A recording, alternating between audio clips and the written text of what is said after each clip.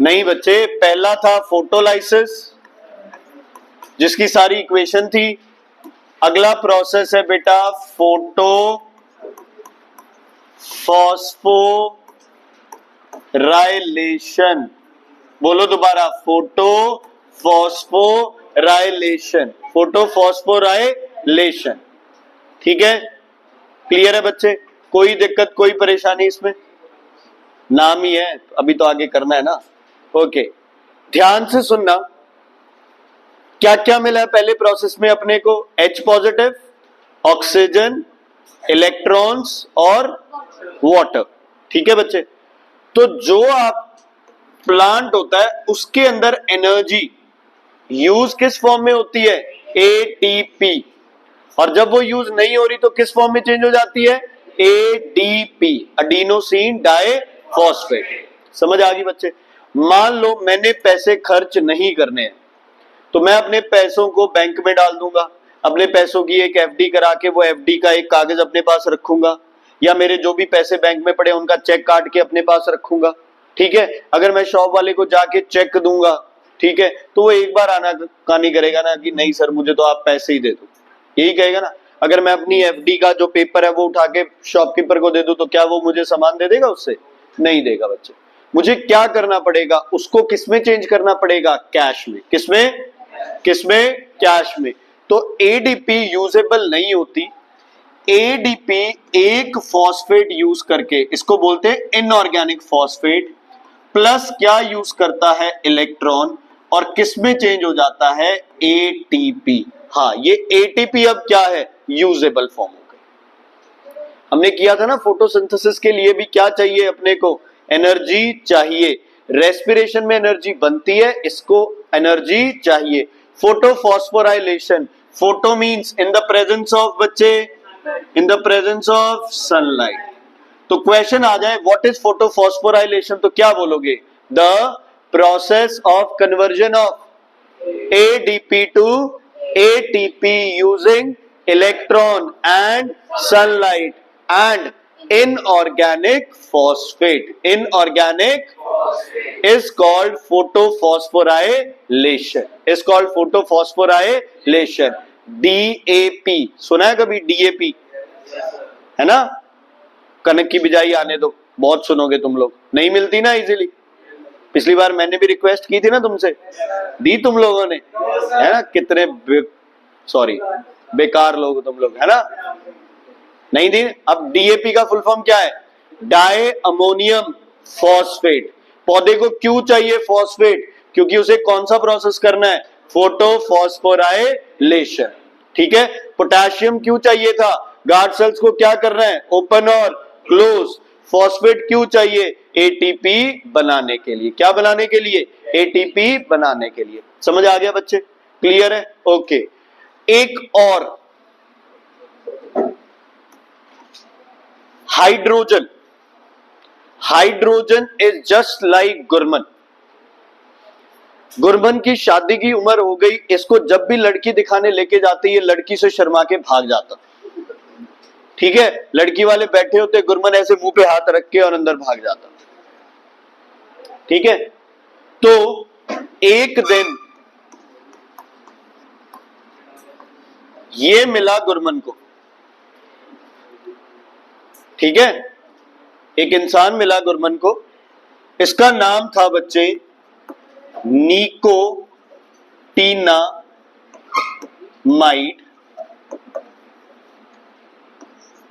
Adenine dinucleotide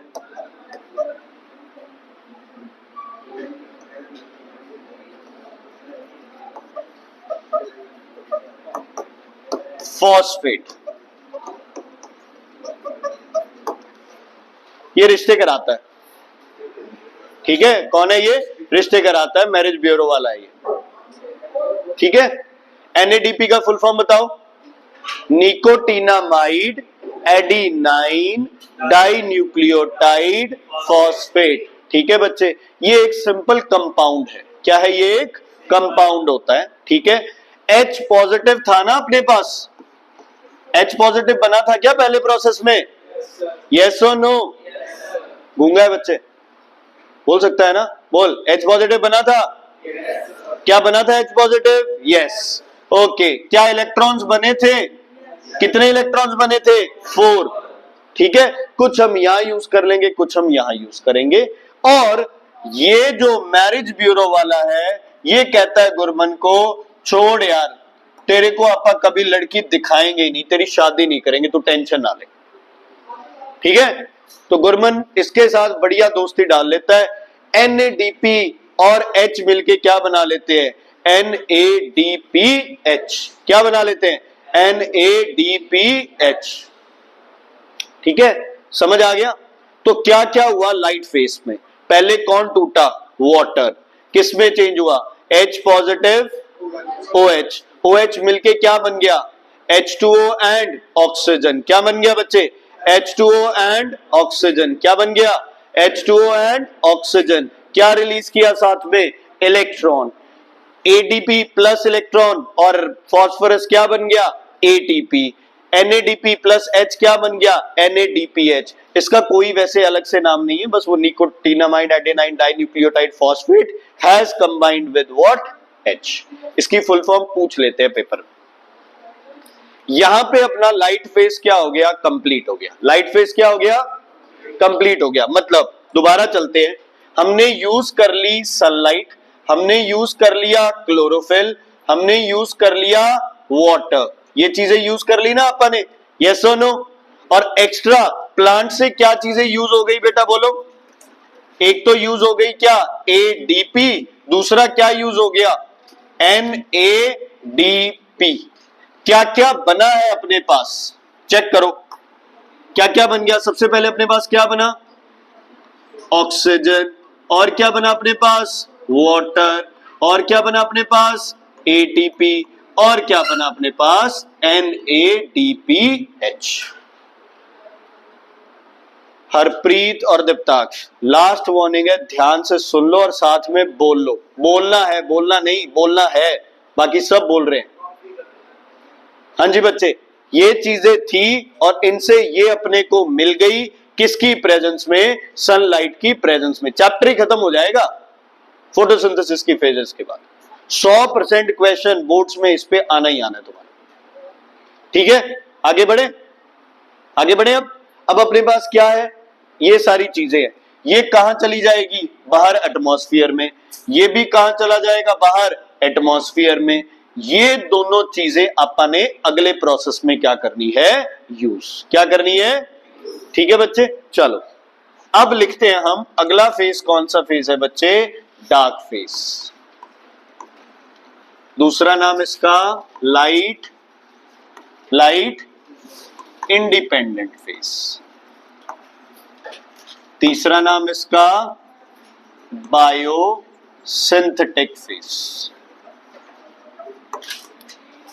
dark phase, light independent phase, biosynthetic phase. समझते हो biosynthetic क्या होता है?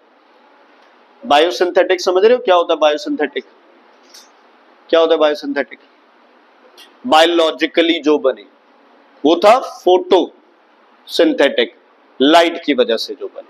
बायोलॉजिकली मतलब एंजाइम्स और ये हार्मोन्स और ये सब। ठीक है बच्चे, चलो ये आ गए गुरमन और शादी.com वाले। गुरमन आराम से उनके ऑफिस में बैठा था, ठीक है, ये ले आए ये अपने साथ में एक लड़की। गुरमन भागने की कोशिश कर रहा है, लेकिन NADP उसको भागने नहीं देगा। NADP उसको भागने नहीं देगा। ठीक है, NADP और गुरमन इधर बैठे हैं, लड़की उधर बैठी है। गुरमन भागने की कोशिश करता है, NADP 5-4 उसके साथ ही रख देता है ना। जैसे ही गुरमन शर्माने लगता है, वो फिर मारता है 5-4 एक उसके। ठीक है, आखिर गुरमन कहता है बन्ने हाथ कर दो शादी। ठीक है, तो क्या बना लेता है? C6H12O6 प्लस क्या बना बच्चे? NADP as it is। H और CO2 सीधा कंबाइन नहीं करते, H और CO2 सीधा कंबाइन नहीं करते, NADP H के साथ कंपाउंड बनाता है और फिर CO2 के साथ रिएक्ट करके क्या बना लेता है, C6H12O6। क्या था ये, क्या था बच्चे ये, ग्लूकोज। क्या था ये, ग्लूकोज। फोटोसिंथेसिस से क्या क्या बनाना था, पहले ऑक्सीजन और ग्लूकोज और वाटर, तीनों चीजें अपनी कंप्लीट हो गई। अच्छा, इसमें क्या यूज हुआ होगा करने के लिए, पंचर लग गए ना, मारने पड़े हैं, तो क्या लगानी पड़ी है अपने को, एनर्जी। फिर जो एनर्जी बच्चे एक्स्ट्रा बच गई वो वापस किस में चेंज हो जाएगी, ADP प्लस इनऑर्गेनिक फॉस्फेट।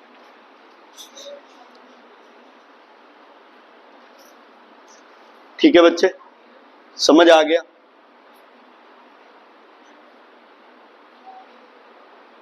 ठीक है, लिख लिया ये। अब ध्यान से सुनना, दोबारा सुन लो। सबसे पहली चीज H2O प्लस CO2, ध्यान से सुन लो बच्चे, ये लिखा हुआ है, मैं वैसे ही रिकैप कर रहा हूं। एक सबसे पहले वाटर टूट के क्या बनाता है, बोलो, H पॉजिटिव थे, OH नेगेटिव, OH नेगेटिव 1 2 3 4 5 कितने, 4 की बनाऊंगा बच्चे, वाटर प्लस ऑक्सीजन। ये H किसके साथ मिलेगा बेटा, NADP, और क्या बना लेगा, NADPH। अच्छा, एक और प्रोसेस साइड बाय साइड चल रहा था, ADP प्लस किसकी प्रेजेंस में, इलेक्ट्रॉन, क्या बना लेगा, ATP। कई बार पूछ लेते हैं कि इलेक्ट्रॉन यूज करके क्या बनता है, तो क्या ऑप्शन लिखना है तुमने, ADP क्या करता है, ATP बनता है। ठीक है, ये भी बन गया। अब क्या करना है बोलो, इस NADPH को किसके साथ कंबाइन करना है बच्चे, CO2 के साथ। किसके साथ, CO2 के साथ। क्या बनेगा, C6H12O6 प्लस क्या रिलीज होगा, NADP, और A जो एक्स्ट्रा ATP है वो किसमें चेंज हो जाएगी, ADP। ओके, प्रोडक्ट मार्क कर लो। एक प्रोडक्ट है ऑक्सीजन, दूसरा है वाटर। ये प्रोडक्ट था लेकिन ये इससे रिएक्ट कर गया तो एक अपना प्रोडक्ट आ गया ये, तो क्या बना बच्चे, C6H12O6 plus H2O plus O2। ठीक है, बैलेंस करेंगे और अपना क्वेश्चन कंप्लीट हो जाएगा। ठीक है, वाटर सारे का सारा टूटा है, जो पानी बना है वो क्या बना है बच्चे, नया बना है, वो पुराने वाला नहीं। ठीक है, करो बैलेंस। 6 सही है, वेरी गुड। 12 6 6 एंड 6। ठीक है, अच्छा बताओ, लाइट रिएक्शन कहां हुई होगी, जहां क्लोरोफिल है। क्लोरोफिल कहां पे है, कहां है क्लोरोफिल, क्लोरोप्लास्ट में कहां है क्लोरोफिल, थाइलाकॉइड्स, ग्रैना, है ना। तो लाइट फेज होता है बच्चे आपका थाइलाकॉइड्स में या फिर ग्रैना में। लाइट फेज लिखा है जहां, वही लिख लो। मंडे को देखूंगा मैं कितने नोट्स बना रखे तुमने। लाइट फेज जहां लिखा है वही लिख लो। कहां होता है लाइट फेज, थाइलाकॉइड्स और ग्रैना, थाइलाकॉइड्स और ग्रैना। और डार्क फेज कहां होता है, स्ट्रोमा। डार्क फेज होता है स्ट्रोमा में, लाइट फेज होता है थाइलाकॉइड्स में या ग्रैना, कुछ भी लिख सकते हो। ठीक है, क्लियर है बच्चे। लाइट फेज थाइलाकॉइड्स और grana, dark phase in the stroma. Stroma नहीं, स्ट्रोमा, STROMA, स्ट्रोमा। हर्षरण आज फिर एब्सेंट है।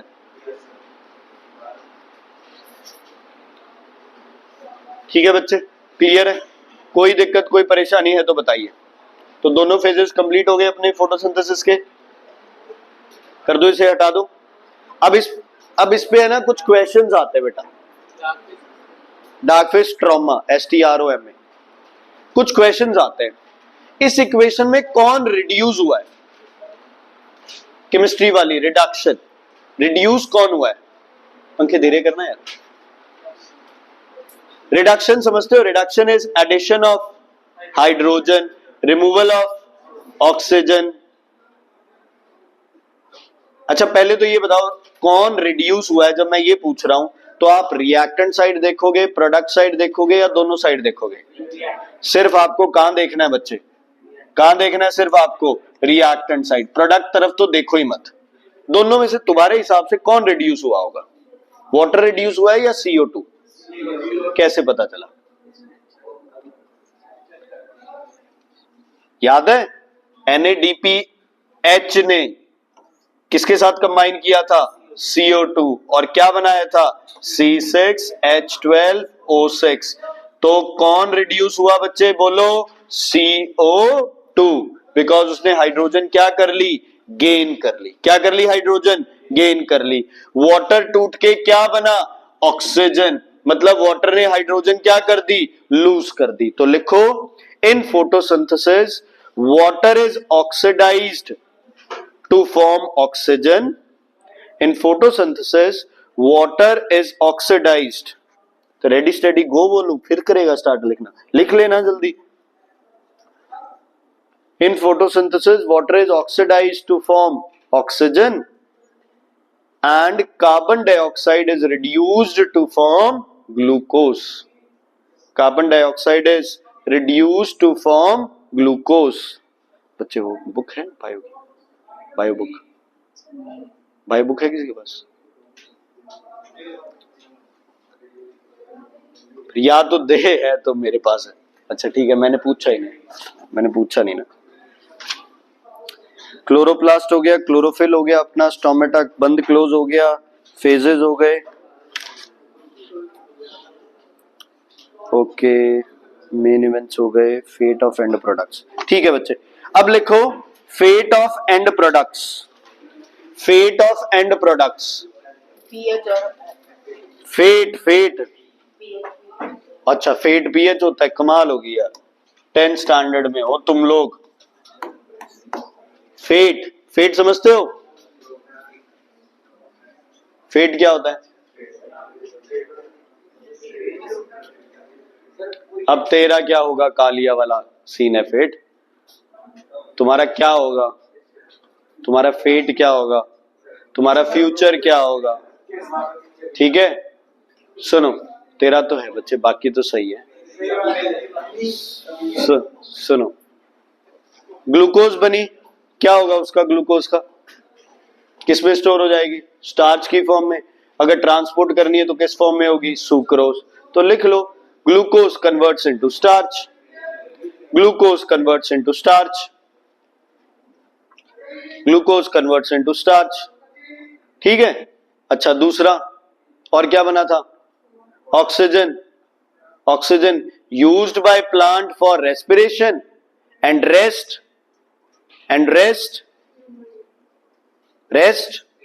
moves out in the atmospheric air and rest is released in the air। नीचे कर ले बच्चे, released in the air। इस बैग को रख ही दे, शांति से बैठ जाएगा। क्या है ऐसा? इसको पढ़ोगे ना किताबों को, वो सबसे बड़ी इज्जत है। इनको सिर पे रखने से कोई इज्जत नहीं होती इनकी। हाँ जी, लिख दिया, oxygen is used for respiration and rest moves in the या मिक्सेस विद द एयर। ठीक है, और क्या बना है बच्चे? वाटर कुछ यूज हो जाएगा और बाकी मूव करेगा। सुनना ध्यान से, water produced during photosynthesis is reutilised in the process। Oxygen produced during photosynthesis is partially used for respiration and rest moves out in the atmosphere।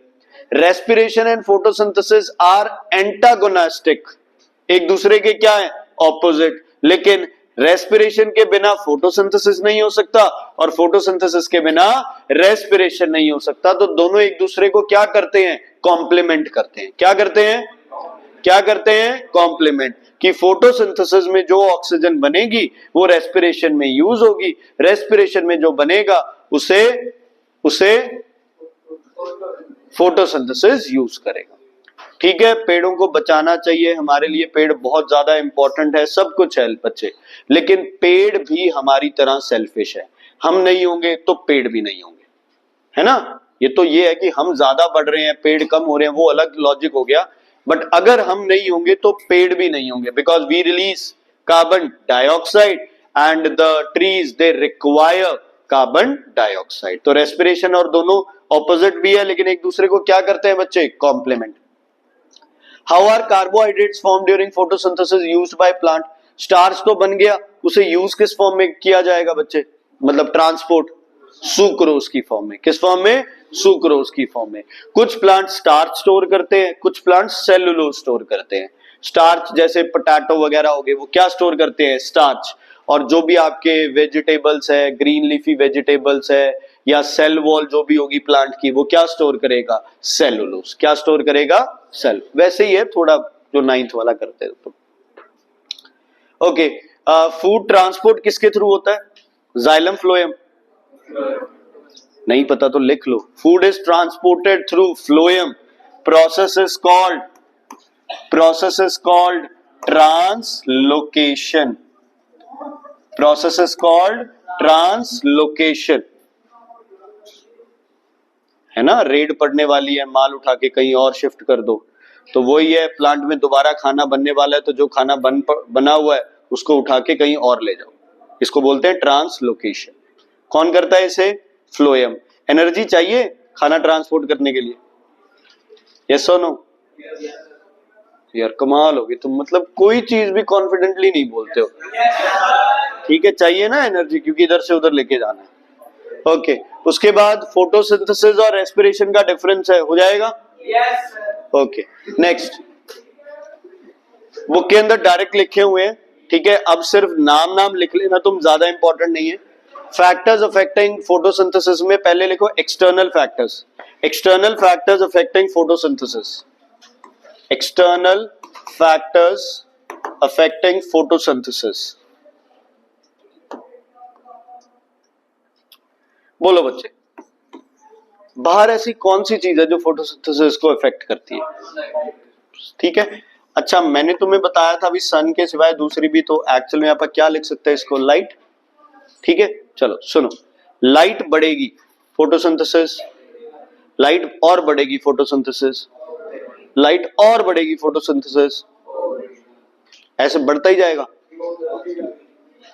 क्या होता है, फोटोसिंथेसिस एक लेवल तक तो बढ़ता है लाइट बढ़ने से, अगर उससे भी ज्यादा लाइट बढ़ने लग जाए तो फिर बच्चे क्लोरोफिल क्या होने लग जाता है, डैमेज होने लग जाता है। क्या होने लग जाता है, डैमेज। तुमने देखा होगा प्लांट सबसे ज्यादा ग्रो करते हैं बच्चे इधर तो फेब, मार्च, अप्रैल मिड तक, ठीक है। क्यों, क्योंकि मौसम क्या रहता है बच्चे, सही रहता है बिल्कुल। और अगर आप जाए बाद में जुलाई, अगस्त, सितंबर, अक्टूबर, 4 महीने वो होते हैं जिसमें प्लांट्स बहुत ज्यादा ग्रोथ करते हैं। क्यों करते हैं, क्योंकि रेट ऑफ फोटोसिंथेसिस क्या होता है, ज्यादा। क्यों, क्योंकि जो सनलाइट है वो उस लेवल पे नहीं पहुंचती कि वो क्या कर दे, डैमेज कर दे। तुम्हारे मई का महीना और जून का महीना लीस्ट ग्रोथ होता है प्लांट्स के अंदर। क्यों, सनलाइट इतनी ज्यादा सीवियर है, क्लोरोफिल क्या होने लग जाएगा, उससे डैमेज होने लग जाएगा। समझ आ गई, ठीक है, क्लियर है। वैसे इसे बुक से पढ़ लेना, मैं वैसे ही बता रहा हूं, तो तुम ऐसे नहीं कर, आप ये तो लिख सकते हो एक बार कि लाइट बढ़ने से photosynthesis will increase but up to a certain limit, the light should not damage the chlorophyll. अगर क्लोरोफिल डैमेज किया तो लाइट के साथ फिर फोटोसिंथेसिस या तो कम हो जाएगा या क्या हो जाएगा, कांस्टेंट। सेकंड फैक्टर कौन सा है, क्या चाहिए, वाटर, तो लिख लो बच्चे सेकंड फैक्टर, बच्चे वाटर। सेकंड फैक्टर लिखो वाटर। बोलो, वाटर तो प्लांट के अंदर होगा, लेकिन मिलेगा कहां से पानी, बाहर से। प्लांट को पानी अच्छा बढ़िया दोगे तो फोटोसिंथेसिस भी क्या होगी, ज्यादा। पानी कम दोगे तो फोटोसिंथेसिस क्या हो जाएगी, कम। अच्छा, तुमने पानी बहुत ज्यादा दे दिया प्लांट को, बहुत ज्यादा फुल पानी दे दिया तुमने प्लांट को, नहीं चाहिए तो भी दे दिया, फोटोसिंथेसिस पे क्या फर्क पड़ेगा। फोटोसिंथेसिस तो भाई पानी के साथ बढ़ेगा, बढ़ेगा ना। प्लांट पूरा क्या होना चाहिए, टर्जिड, तो फोटोसिंथेसिस क्या होगी, बेस्ट होगी। अच्छा, अगर प्लांट फ्लैसिड है तो फोटोसिंथेसिस क्यों रुक जाती है, इतना तो यार होता ही है पानी।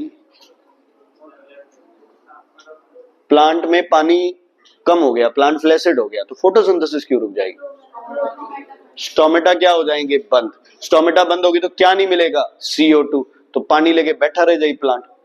क्या चाहिए उसे, बहुत इंपॉर्टेंट क्या है उसके लिए, CO2। क्या है बच्चे, CO2। समझ रहे हो?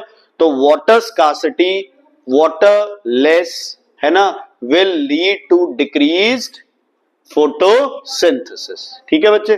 तीसरा फैक्टर लिखो, carbon dioxide content, CO2 content. समझ रहे हो ना इनको यार, जैसे डायरेक्ट और इनवर्स नहीं है ट्रांसपिरेशन की तरह, तुम्हें थोड़ा सा सोच समझ के करना पड़ेगा। हाँ जी बच्चे, बोलो अब क्या लिखा है, CO2 कंटेंट। हाँ जी बच्चे, क्या होगा, CO2 लेवल्स क्या होते हैं, बोलो। नॉर्मल CO2 लेवल्स क्या होते हैं, लास्ट ईयर पढ़े थे, 0.032, 0.0, चलो 5 कर लेते हैं। CO2 बढ़ने से कार्बन ये फोटोसिंथेसिस बढ़ेगा, CO2 बढ़ा फोटोसिंथेसिस और बढ़ा, CO2 बढ़ा फोटोसिंथेसिस और बढ़ा, लेकिन सिर्फ इतनी तक। अगर कार्बन डाइऑक्साइड कंटेंट इससे ज्यादा हो गया तो फोटोसिंथेसिस क्या हो जाएगा बच्चे, कांस्टेंट हो जाएगा, इससे ज्यादा नहीं बढ़ सकता। ठीक है, मान लो बाहर दी हवा दे विच कार्बन डाइऑक्साइड 1% है, स्टोमेटास क्या करेंगे, बंद हो जाएंगे। स्टोमेटास क्या करेंगे, बंद हो जाएंगे। समझ आ गई? जितनी कार्बन डाइऑक्साइड अंदर आ सकती है पत्ते में उतनी ही आती है, उससे अगर लेवल से आप बढ़ गए ज्यादा तो बच्चे फिर नहीं। नॉर्मल भगवान ने क्या बनाया था, CO2 लेवल 0.05% ये बनाया था। ठीक है, अगर इससे CO2 लेवल ज्यादा भी हो गया तो भी यही वाली स्पीड रहेगी, इससे तेज फोटोसिंथेसिस नहीं हो सकता। ठीक है, क्लियर है? तुम घर जाके कोई पौधा नहीं चल रहा है, तुम उस पे जाके फूके मारने लग जाओ, CO2 ज्यादा दे रहे हैं तो उससे फोटोसिंथेसिस ज्यादा हो जाएगी, ऐसा कभी नहीं होगा। धुएं के अंदर रख दो प्लांट को, है ना, चलो धुआं जम जाता है वो अलग चीज है, तुम सोचो CO2 लेवल ज्यादा है तो फोटोसिंथेसिस ज्यादा होगा, नहीं। एक लेवल तक जरूर बढ़ेगा, उसके बाद क्या हो जाएगा बच्चे, कांस्टेंट हो जाएगा। ठीक है, क्लियर है बच्चे? अच्छा, अगर CO2 लेवल्स प्लांट के अंदर बहुत ज्यादा है तो भी स्टोमेटास अपने आप क्या करेंगे बच्चे, बंद कर देंगे। ठीक है, अगर CO2 लेवल्स बहुत ज्यादा हो गए हैं ना पौधे में तो स्टोमेटास क्या करेंगे बच्चे, बंद कर जाएंगे, ट्रांसपिरेशन भी रुक जाएगा और फोटोसिंथेसिस, अच्छा फोटोसिंथेसिस रुक जाएगा। प्लांट के अंदर CO2 लेवल्स बहुत ज्यादा है, स्टोमेटा बंद हो गए, फोटोसिंथेसिस रुक जाएगा, नहीं रुकेगा, अंदर वाली CO2 यूज होती रहेगी। जैसे ही अंदर कमी हुई, स्टोमेटास फिर से ओपनिंग स्टार्ट कर दी, CO2 फिर से अंदर आने लग गई, अंदर लेवल्स बढ़ गए, स्टोमेटास फिर क्या करेंगे, बंद हो जाएंगे। ठीक है, एक दो चीजें हैं बच्चे ध्यान से सुन लो, इस बुक में ना वैसे ही उसे इलैबोरेट कर दिया, लाइट में लिखा है इसने 3 फैक्टर्स। ठीक है, सुन लो बस। Quality of light, the highest photosynthesis is with red light and blue light. सही था, रेड और ब्लू से फोटोसिंथेसिस क्या होगी सबसे ज्यादा, मतलब यार रेड पता है ये किसको मानते हैं, ये होता है ना violet, indigo, blue, green, yellow, orange, red. इस पूरे रीजन को क्या मानते हैं, रेड साइड। इसको कौन सी साइड मानते हैं, ब्लू साइड। समझ आ गई? इसको ब्लू और इसको क्या माना जाता है बच्चे, रेड, और ये तुम्हारा क्या रहता है, ग्रीन। तो यहां और यहां फोटोसिंथेसिस क्या होनी है, फुल। लेकिन अगर ग्रीन लाइट दोगे तो फोटोसिंथेसिस क्या होगी, ना के बराबर, क्योंकि क्लोरोफिल खुद का कलर क्या है, ग्रीन। तो वो ग्रीन लाइट को क्या करता है, रिफ्लेक्ट कर देता है, एब्जॉर्ब नहीं करता। लाइट एब्जॉर्ब नहीं होगा तो कौन सा प्रोसेस नहीं होगा, फोटोलाइसिस। फिर कौन सा नहीं होगा, फोटोफॉस्फोराइलेशन। जब ये दोनों ही नहीं होंगे तो फिर आगे फोटोसिंथेसिस बढ़ ही नहीं पाए। बात क्लियर है बच्चे? तो इसने बता दिया कि क्वालिटी ऑफ लाइट, तुमसे पूछे किस कलर की लाइट सबसे ज्यादा जरूरी है तो रेड और ब्लू, कौन सही नहीं है, ग्रीन लाइट। कीरत, ठीक है बच्चे? ओके, नेक्स्ट कर रहे हैं इंटेंसिटी। इंटेंसिटी मैं तुम्हें समझा चुका हूं, a very high intensity will damage the chlorophyll, it reduces photosynthesis. उसके बाद है carbon dioxide, under optimum condition temperature rate of photosynthesis will increase with carbon dioxide but only up to a certain level बच्चे। अच्छा, एक रह गया, अच्छा water content बता देता हूं। The scarcity of water due to unavailability of water in the soil और due to excessive transpiration will also reduce photosynthesis. एक रह गया बच्चे, टेम्परेचर।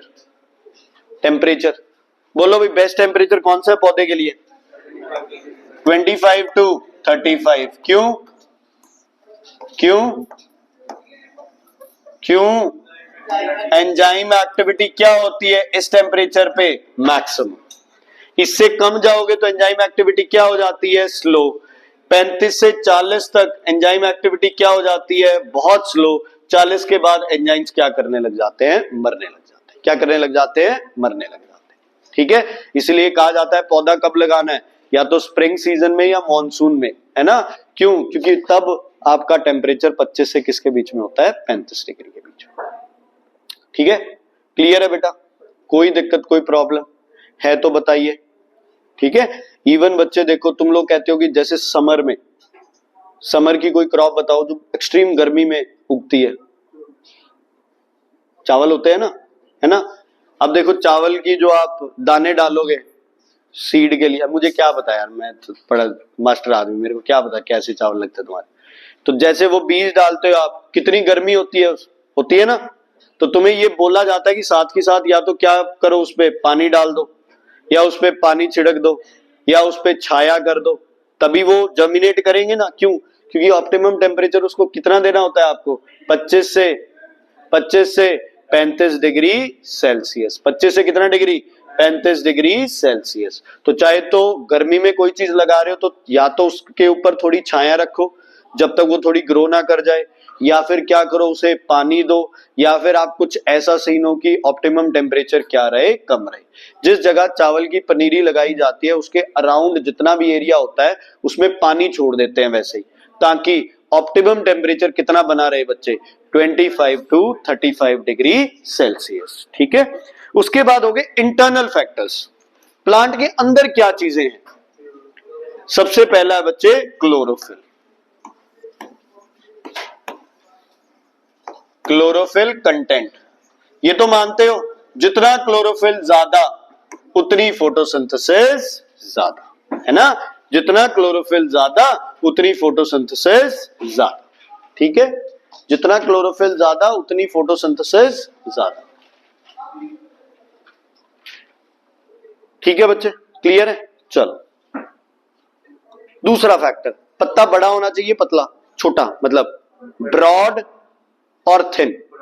ब्रॉड, ब्रॉड होगा, सरफेस एरिया क्या होगा? ज्यादा, क्लोरोफिल क्या होगा? ज्यादा, सन फेसिंग क्या होगा? ज्यादा। तो लिख लो सरफेस एरिया ऑफ लीफ। बेटा ये तुम्हारी बुक में नहीं है, ये बाद में कर लिया ड्रामे, ये तुम्हारी बुक में नहीं है। बुक में सिर्फ लिखा है लीफ एनाटॉमी। ठीक है, तो लिख लो सरफेस एरिया ऑफ लीफ। इस बुक की यही कमी है, सरफेस एरिया ऑफ लीफ। ठीक है, increase surface area will increase photosynthesis. इसके साथ लिख लो increased surface area will increase photosynthesis.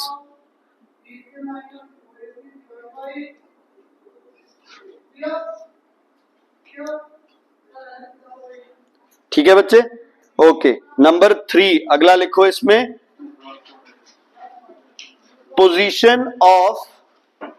position of leaves with respect to sun. Position of leaves with respect to sun. Position of leaves with respect to sun. Okay. कभी जिंदगी में बड़ा पेड़ देखा है कोई? कभी भी कहीं गए हो तुमने, बड़ा पेड़ देखा हो?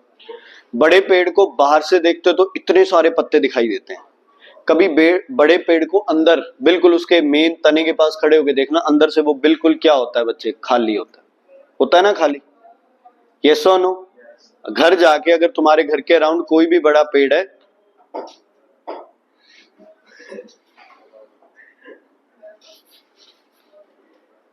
कोई भी बड़ा पेड़ है बच्चे, उसके अंदर क्या होते हैं? पत्ते नहीं होते हैं। क्यों? अंदर कौन नहीं पहुंचेगा? लाइट नहीं पहुंचेगी तो पत्ते होने और ना होने से कोई फर्क पड़ेगा? कोई फर्क नहीं पड़ेगा। वैसे ही अपनी एनर्जी वेस्ट करके पत्ते क्यों पैदा करने हैं जब वहां पे क्या नहीं पहुंचनी है? लाइट ही नहीं पहुंचनी है। जब भी आप किसी पौधे की कटिंग करते हो, अगर आपके घर में कोई फ्रूट ट्री है उसकी कटिंग करते हो, तो तुम्हें यह बोला जाता है उसकी कटिंग इस हिसाब से करो कि हर एक पत्ते को क्या मिले बच्चे? सनलाइट। क्या मिले? सनलाइट। एक पेड़ पे पत्ते इस हिसाब से होने चाहिए कि उन्हें क्या मिले? Direct sunlight. क्या मिले बच्चे? उन्हें डायरेक्ट सनलाइट। मान लो एक प्लांट ने कुछ अपना स्ट्रक्चर ऐसे बना लिया कि एक हिस्से में लाइट पहुंच ही नहीं रही है, तो उस हिस्से में कोई ग्रोथ नहीं होगी, क्योंकि वहां क्या नहीं होगा, फोटोसिंथेसिस। क्या नहीं होगा, फोटोसिंथेसिस। समझ आ गई। तो प्लांट को क्या चाहिए, लाइट। तो जो बनावट है उस प्लांट की, जो उसके पत्ते हैं, वो भी क्या होने चाहिए बच्चे, सनलाइट के परपेंडिकुलर होने चाहिए। एक तरह से क्या होने चाहिए, सनलाइट के परपेंडिकुलर। जितने ज्यादा फेसिंग होंगे बच्चे, उतनी फोटोसिंथेसिस क्या होगी, ज्यादा। Okay, number next, cuticle. Cuticle cuticle cuticle photosynthesis बढ़ाएगी या कम करेगी, कैसे। क्यूटिकल ज्यादा होंगे तो स्टोमेटा, किसने बोला, मैंने तो नहीं बोला। क्यूटिकल से स्टोमेटा बंद होगी, मैंने तो नहीं बोला।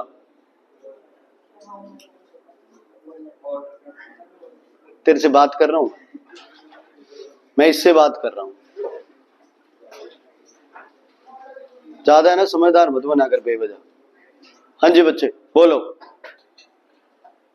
क्यूटिकल लेयर क्या करेगी, क्यूटिकल लेयर क्या करती है, क्या कम करती है क्यूटिकल लेयर, ट्रांसपिरेशन। ट्रांसपिरेशन कम होगा तो किसके लॉसेस कम होंगे, वाटर के लॉसेस कम होंगे तो फोटोसिंथेसिस क्या होगा,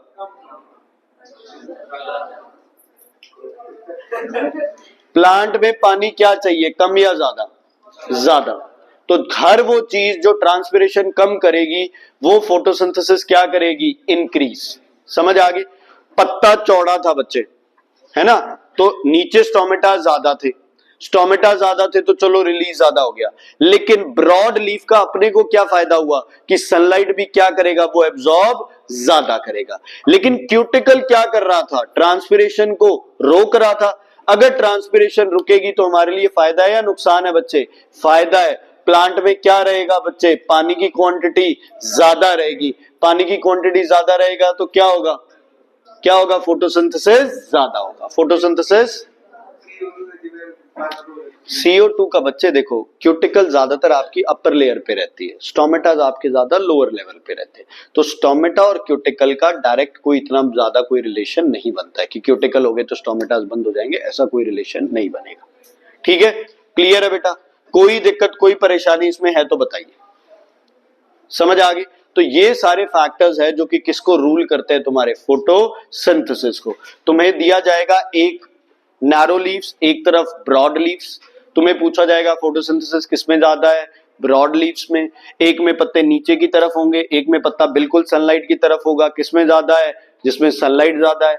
एक में प्लांट बिल्कुल विल्ट हो गया होगा, दूसरे में प्लांट बिल्कुल सही खड़ा होगा, किसमें ज्यादा है, जो सही खड़ा है। ठीक है, क्योंकि विल्टिंग में क्या कमी आ जाएगी, वाटर की कमी आ जाएगी। तो ऐसे फैक्टर्स आते हैं आपके फोटोसिंथेसिस के लिए। ठीक है, ओके। उसके बाद बच्चे, जैसे पहले फेजेस इंपॉर्टेंट थे, वैसे इंपॉर्टेंट है ध्यान देना बच्चे। थोड़ा भी ध्यान इधर उधर नहीं करना है। बात कर रहे हैं बच्चे हम किसकी, एक्सपेरिमेंट्स की। किसकी बात कर रहे हैं बच्चे हम, एक्सपेरिमेंट्स की। किसकी, एक्सपेरिमेंट्स की। ठीक है, फोटोसिंथेसिस के क्या क्या एक्सपेरिमेंट्स होते हैं, कैसे पता चलता है फोटोसिंथेसिस हुई है कि नहीं हुई, कैसे पता चलेगा अपने को, ऑक्सीजन रिलीज होगी। ठीक है, तो हमें पता चल जाएगा कि फोटोसिंथेसिस हुई है कि नहीं हुई। तो ऑक्सीजन जो रिलीज हुई है उसको कैसे चेक करें,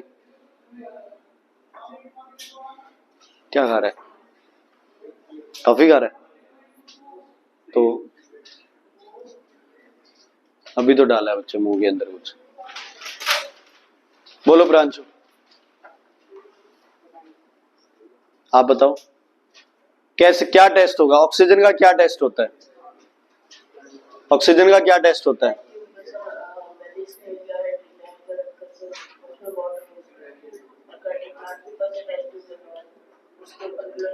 ऑक्सीजन का क्या टेस्ट होता है, कैसे पता चलेगा तुम्हें भी गैस रिलीज ऑक्सीजन है।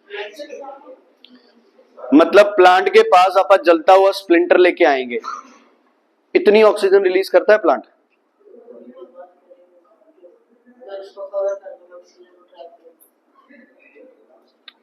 मतलब आप ऑक्सीजन, ठीक है यार, अगला बंदा लड़ तो रहा है उस चीज के लिए। भाई इसने प्लांट रखा, प्लांट को कवर कर दिया, अंदर ऑक्सीजन बनी तो आप स्प्लिंटर लेके आओ। अगर स्प्लिंटर एकदम से जल जाए तो वो तो ऑक्सीजन उसमें पहले ही प्रेजेंट थी। हवा में ऑक्सीजन होती है, प्लांट ने रेस्पिरेशन से ऑक्सीजन रिमूव कर दी होगी, बट फोटोसिंथेसिस से उतनी ज्यादा बना दी। बोलो यार, ऑक्सीजन एब्जॉर्ब कौन करता था? पायरोगोलिक एसिड। लेकिन ऑक्सीजन एब्जॉर्ब करने पे टेस्ट तो होता नहीं।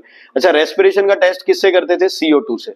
लाइम वाटर को क्या करती थी बबन? CO2 milky.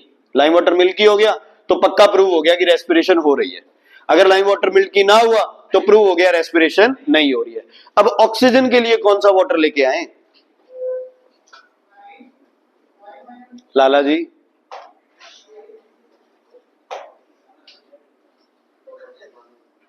ऑक्सीजन के बबल्स बनेंगे, CO2 के भी बन सकते हैं, हाइड्रोजन के भी बन सकते हैं। वाटर पान। अच्छा यार, तुसी दूजिਆਂ ਤੇ ध्यान क्यों नहीं ਦਿੰਦੇ?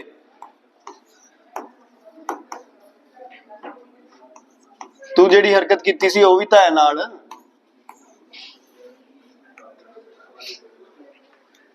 ऑक्सीजन पे क्यों ध्यान दे रहे हो तुम लोग? किस पे ध्यान दो? ग्लूकोज। दो चीजें बनी है ना। अगर ग्लूकोज को टेस्ट करो और किसी प्लांट में ग्लूकोज का टेस्ट कंफर्म हो जाए, इसका मतलब उसने क्या की होगी? फोटोसिंथेसिस। क्या की होगी? फोटोसिंथेसिस। बात क्लियर है बच्चे? दो प्रोडक्ट बनते हैं, एक ऑक्सीजन एक ग्लूकोज। ऑक्सीजन को टेस्ट करना बड़ा मुश्किल है, किसको टेस्ट करना आसान है? ग्लूकोज को। अच्छा, एक और चीज, जतिन चला जाना बच्चे, जितेश जब जाना। ग्लूकोज बड़ा जल्दी किसमें चेंज हो जाता है बेटा? बोलो किसमें चेंज हो जाता है ग्लूकोज? स्टार्च में। ठीक है, जब तक रोटी तवे पे थी वो थी ग्लूकोज, जैसे ही डब्बे के अंदर रखी वो क्या बन गई? स्टार्च। क्या बन गई? यही मेथड है, समझ आ गई? जब तक प्लांट में प्रोसेस चला वो ग्लूकोज था, जैसे ही उसने स्टोर किया साथ के साथ क्या हो गया? स्टार्च बन गया। तो अब जब भी फोटोसिंथेसिस का टेस्ट करना है तो किसको टेस्ट करना है? स्टार्च को। किसको? किसको? दोबारा बोलो, किसको? स्टार्च को। रेस्पिरेशन के लिए किसको टेस्ट करते हैं? CO2 क्या करता है? Lime water milky. फोटोसिंथेसिस के लिए किसको टेस्ट करते हैं? स्टार्च को। स्टार्च क्या करता है बच्चे? स्टार्च क्या करता है बेटा? आयोडीन सॉल्यूशन को ब्लू ब्लैक। आयोडीन सॉल्यूशन को blue black. Iodine solution iodine और पोटेशियम आयोडाइड का एक्वस सॉल्यूशन होता है। लिख लो, photosynthesis is tested by the presence of starch. Photosynthesis is tested by the presence of starch.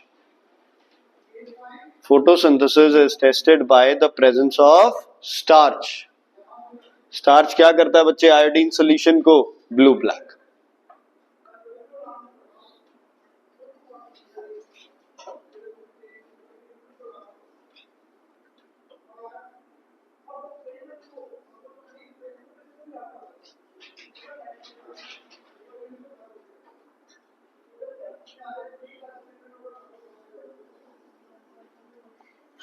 ठीक है बच्चे, क्लियर है?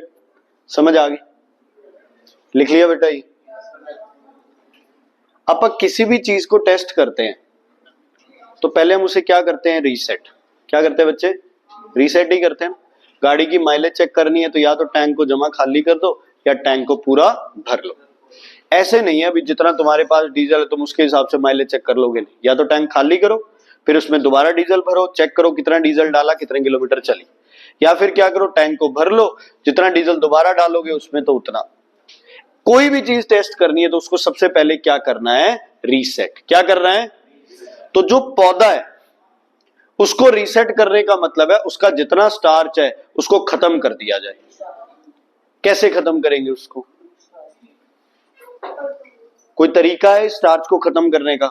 एक ही तरीका है, प्लांट उसको क्या करे? खुद यूज कर ले। प्लांट उसको क्या करे, खुद यूज कर ले। बट जितना प्लांट यूज कर रहा है उतना स्टार्च क्या कर रहा है, दोबारा बन रहा है। जितनी रोटियां आप उठा के खा रहे हो उतनी रोटियां तुम्हारी मम्मी फिर उस डब्बे में डाल देती है।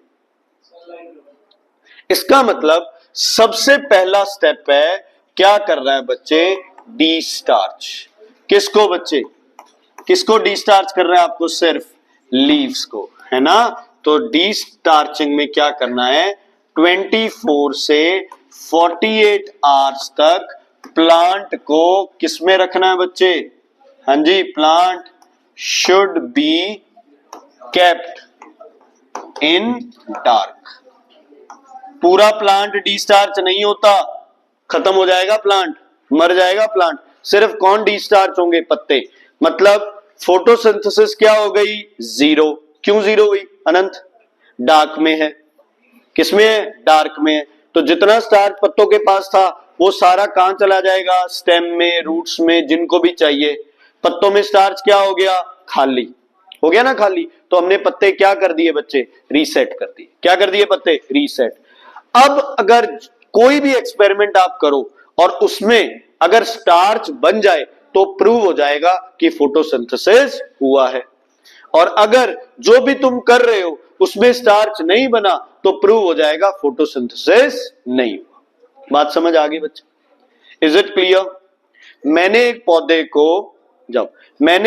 को रखा किसमें, मैंने एक पौधे को किसमें रखा, डार्क रूम में। किस लिए, ताकि फोटोसिंथेसिस ना हो, ताकि पत्ते क्या हो जाए बच्चे, डिस्चार्ज। डिस्चार्ज का मतलब, डिस्चार्ज का मतलब the leaves are free from starch, the leaves are free from starch. ठीक है, ओके, जल्दी से, बस अभी जा रहा हूं।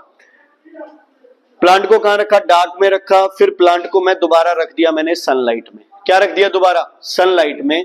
और प्लांट का एक पत्ता था उसके ऊपर मैंने क्या किया, मैंने बीच में यहां पे मैंने क्या किया, ब्लैक स्ट्रिप लगा दी। क्या लगा दी बच्चे, बीच में मैंने एक ब्लैक स्ट्रिप लगा दी। ये पत्ता किसके साथ जुड़ा हुआ है, प्लांट के साथ जुड़ा हुआ है, ठीक है।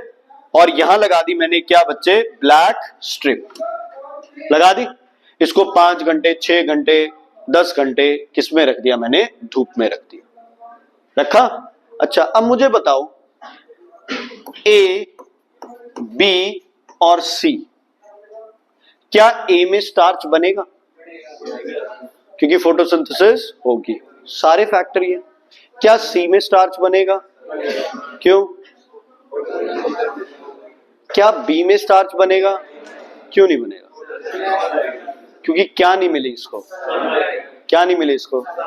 तो क्या प्रूव होता है, sunlight is necessary for photosynthesis, simple है। अच्छा, इस पे आयोडीन सॉल्यूशन डालेंगे तो क्या हो जाएगा, ब्लू ब्लैक। इस पे डालोगे ब्लू ब्लैक, इस पे डालोगे नो चेंज। क्या आएगा, नो चेंज। लेकिन ऐसे नहीं है कि पत्ते के ऊपर आयोडीन सॉल्यूशन डाला और कलर आ गया। 4-5 स्टेप करने पड़ेंगे, वो स्टेप भी आप करेंगे। ठीक है बच्चे, क्लियर है। चलो होमवर्क लिखो।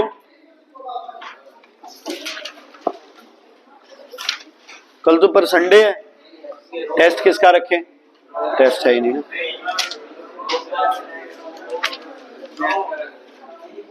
बेटा एप्लीकेशन टाइप छोड़ के सारे बुक में मार्क करके आने हैं। एप्लीकेशन टाइप को छोड़ के बाकी सब बुक में मार्क करके आने, ठीक है। एक एप्लीकेशन टाइप नहीं करना बस।